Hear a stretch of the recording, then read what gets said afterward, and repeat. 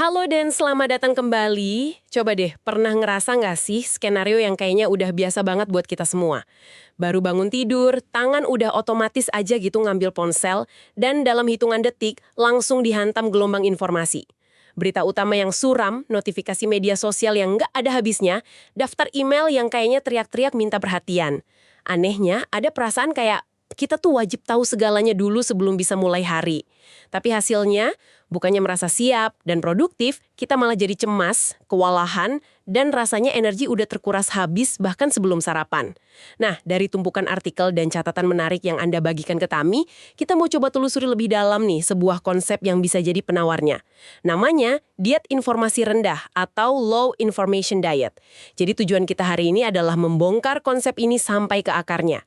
Apa sih sebetulnya diet informasi ini? Kenapa ini bisa jadi kunci bukan cuma buat produktivitas, tapi juga kesehatan mental kita? Dan yang paling penting, gimana cara mulainya tanpa ngerasa kayak, ah, ketinggalan zaman? Iya, dan mungkin perlu digarisbawahi ya di awal, ini bukan soal jadi apatis atau tutup mata dari dunia. Sama sekali bukan. Analoginya tuh lebih kayak seorang koki andal yang milih bahan-bahan terbaik buat masakannya. Ini tentang jadi lebih sadar, lebih selektif, dan pada akhirnya mengambil kembali kendali atas aset kita yang paling berharga, yaitu perhatian kita. Oke, mari kita bongkar ini. Semua materi yang Anda kirimkan ini kan melukiskan gambaran yang cukup suram ya, soal dampak kelebihan informasi.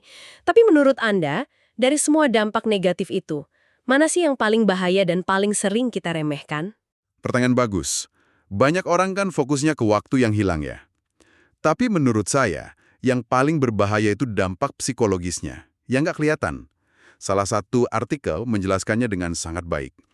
Paparan informasi yang konstan, apalagi yang sensasional atau negatif, itu memicu kecanduan pada stimulasi. Jadi setiap notifikasi, setiap judul berita baru, itu kayak suntikan dopamin kecil yang bikin otak kita pengen lagi dan lagi. Jadinya bukan lagi soal nyari tahu, tapi soal nyari rasa dari informasi baru itu.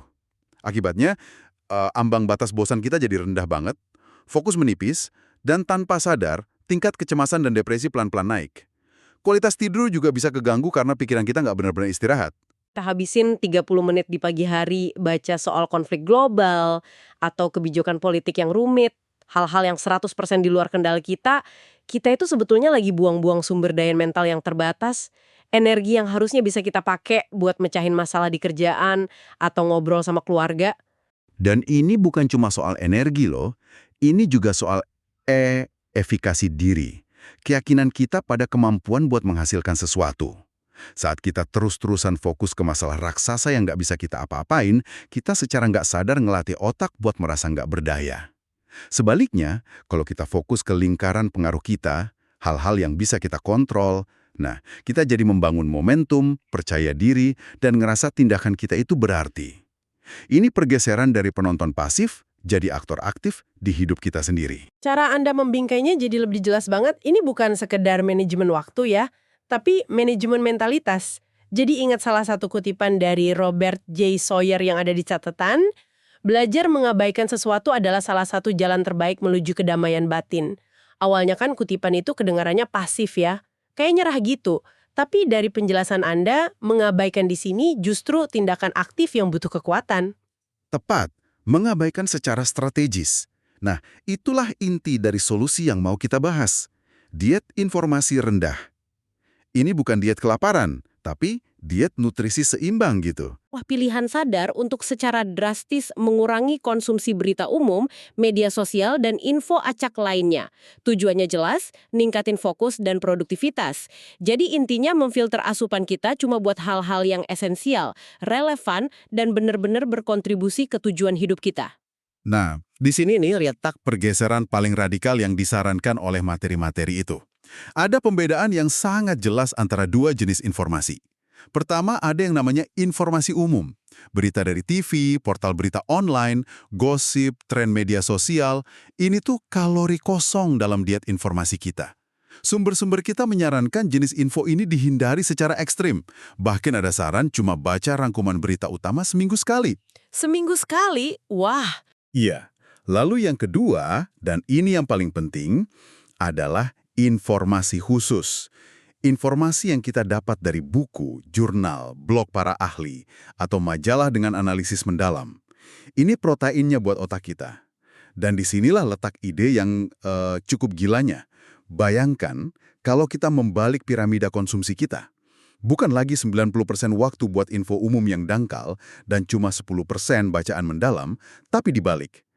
Gimana kalau 90% asupan informasi kita datang dari sumber-sumber yang benar-benar membangun keahlian dan pemahaman kita? Wow. Ini bukan lagi soal diet, tapi mengubah total filosofi kita dalam mengonsumsi pengetahuan. Membalik piramida itu visualisasi yang kuat banget.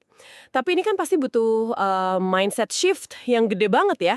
Saya bisa bayangin rintangan terbesarnya ada semacam tekanan sosial buat selalu tahu. Ada ketakutan ketinggalan informasi. FOMO itu. Gimana caranya kita ngatasin perasaan cemas kalau kita bakal jadi orang yang nggak nyambung pas ngobrol sama teman? Itu rintangan psikologis yang paling umum dan valid banget. Materi kita juga nggak mengabaikan ini kok. Solusinya ada 2 lapis. Pertama, sadari aja kalau sebagian besar obrolan soal berita hari itu sebetulnya dangkal dan cepat dilupain. Anda ingat nggak berita utama 3 Selasa yang lalu? Enggak sih. Kemungkinan besar nggak kan? Kedua, ini soal mengganti FOMO dengan JOMO. Joy of Missing Out. Kegembiraan karena melewatkan kebisingan dan dapat lagi waktu dan fokus buat hal-hal yang beneran penting. Saat tujuan Anda jelas banget, misalnya, saya mau selesaikan proyek ini dalam 3 bulan, hampir semua info lain otomatis jadi nggak relevan. Kejelasan tujuan itu penangkal FOMO terbaik. Oke, ini mulai masuk akal. Jadi setelah kita paham masalahnya dan punya kerangka berpikir yang benar, ayo kita masuk ke bagian yang paling praktis. Gimana cara mulainya? Dari catatan yang Anda berikan, saya lihat ada beberapa strategi konkret. Kita mulai dari yang pertama dulu ya, membangun batasan. Ini kayaknya langkah yang paling gampang diakses. Bisanya daripada ngetek info setiap saat, kita jadwalkan waktu khusus, mungkin 20 menit pagi dan 20 menit sore, udah, titik. Terus, nah ini nih yang mungkin agak berat tapi perlu, matikan semua notifikasi yang nggak esensial di ponsel. Semua. Betul, semua. Notif medsos, berita, email, sisain aja panggilan telepon sama pesan dari orang-orang terdekat. Yang menarik juga ide bikin zona bebas teknologi. Misalnya nggak ada gawai di meja makan atau di kamar tidur 1 jam sebelum tidur. Ini maksa kita buat kembali hadir di dunia nyata. Tepat. Dan strategi kedua yang saling melengkapi adalah mengkurasi sumber. Kalau membangun batasan itu soal kapannya, mengkurasi itu soal apanya. Ini dimulai dengan ritual yang disebut pembersihan digital. Buka media sosial dan daftar email Anda, terus lakukan unfollow dan unsubscribe tanpa ampun. Semua akun dan newsletter yang nggak lagi ngasih nilai tambah, nggak menginspirasi, atau malah bikin Anda merasa buruk, hapus. Setelah itu, pilih secara sadar, cuma segelintir mungkin, 2-5 sumber informasi berkualitas tinggi. Udah, itu aja. Kualitas di atas kuantitas. Kita ngeklik artikel atau nonton video, kita disaranin nanya ke diri sendiri. Menurut Anda nih, dari daftar pertanyaan itu, mana yang paling ampuh, yang paling nampol buat nyadarin kita? Bagi saya pribadi, ada 2 yang paling nusuk. Yang pertama, apakah saya pasti akan menggunakan informasi ini untuk sesuatu yang mendesak dan penting? Pertanyaan ini misahin antara menarik untuk diketahui dengan perlu untuk diketahui. Sebagian besar informasi kan jatuhnya di kategori pertama. Yang kedua, dan ini yang paling brutal, apakah hidup saya akan menjadi lebih buruk secara signifikan jika saya tidak mengonsumsi informasi ini? Kalau kita jujur, 99% berita utama, gosip, atau tren viral itu jawabannya tidak. Wah, iya juga ya. Menanyakan ini berulang kali bakal ngelatih otak kita buat ngeliat betapa nggak esensialnya sebagian besar kebisingan di luar sana. Pertanyaan apakah hidup saya akan lebih buruk itu benar-benar ngubah perspektif. Oke, jadi kita punya strategi membangun batasan dan mengurasi sumber. Tapi ada satu lagi metode yang disaranin di catatan Anda, dan ini jujur kedengarannya ekstrem banget sih, yaitu melakukan detox informasi. Pas saya baca bagian soal detox cold turkey 5 hari, berhenti total dari semua koran, TV, internet, media sosial, reaksi pertama saya tuh, ini kayak siksaan. Tapi saya yakin ada tujuannya di balik itu. Iya. Tentu kedengarannya ekstrim. Dan memang bukan buat dilakukan selamanya kok.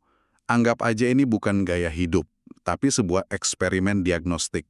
Kayak Anda puasa makanan buat ngeriset sistem pencernaan. Nah, detoks informasi ini kayak pembersih langit-langit mulut buat perhatian kita. Tujuannya buat mutusin siklus kecanduan dopamin itu. Dan ngingetin kita lagi gimana rasanya punya pikiran yang tenang dan fokus yang dalam. Terus apa yang terjadi setelahnya? Nah, yang paling menarik itu apa yang terjadi setelah detoks. Sumbernya ngejelasin bahwa setelah seminggu hidup dalam kesunyian informasi, Anda bahkan mulai sadar sumber mana yang benar-benar Anda kangenin dan butuhin. Anda nggak akan balik ke kebiasaan lama. Kemungkinan besar, Anda cuma akan balik mengonsumsi sekitar 10-20% dari yang biasa Anda konsumsi sebelumnya. Dan itu pun dengan cara yang jauh lebih sadar. Ini cara paling cepat buat nemuin apa yang benar-benar esensial buat Anda. Jadi ini membuktikan prinsip yang juga disebut di salah satu artikel ya. Peningkatan output atau hasil kerja butuh penurunan input atau asupan informasi. Kita seringnya mikir sebaliknya kan? Kalau mau lebih produktif, kita harus tahu lebih banyak. Padahal untuk menghasilkan karya yang original dan berkualitas, kita justru butuh lebih banyak ruang kosong untuk mikir, merenung, dan nyambung-nyambungin titik yang udah ada di kepala kita. Tepat sekali. Pikiran kita itu bukan gudang yang bisa diisi tanpa batas. Lebih mirip taman. Terlalu banyak bibit atau informasi yang disebar, justru bikin gak ada satupun yang bisa tumbuh dengan baik.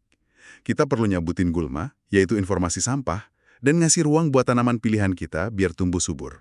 Oke, jadi apa artinya semua ini? Setelah kita lihat masalahnya, solusinya, dan langkah-langkah praktisnya, kayaknya inti utamanya ini ya, diet informasi rendah itu soal memprioritaskan kualitas di atas kuantitas secara radikal. Ini soal keberanian buat jadi selektif dan tanpa henti nanya ke diri sendiri pertanyaan pamungkas yang ada di catatan Anda itu. Apakah informasi ini berguna, esensial, penting, dan mendesak untuk saya saat ini? Kalau jawabannya enggak, kita harus belajar ngabain itu tanpa rasa bersalah. Anda merangkumnya dengan sempurna. Dan sebagai penutup, ya, saya mau kasih satu pemikiran terakhir yang menurut saya ini level selanjutnya dari semua ini. Beberapa sumber yang Anda bagikan kan nggak cuma ngomongin soal ngurangin konsumsi, tapi juga tentang mengganti konsumsi dengan kreasi dan merangkul kebosanan. Jadi, pertanyaan terakhirnya bukan cuma soal informasi apa yang bakal Anda buang dari hidup Anda. Pertanyaan sesungguhnya adalah, setelah Anda berhasil mengurangi input dan menciptakan begitu banyak ruang kosong yang berharga dalam pikiran dan jadwal Anda, tantangan sebenarnya baru dimulai. Ruang kosong itu akan Anda isi dengan apa?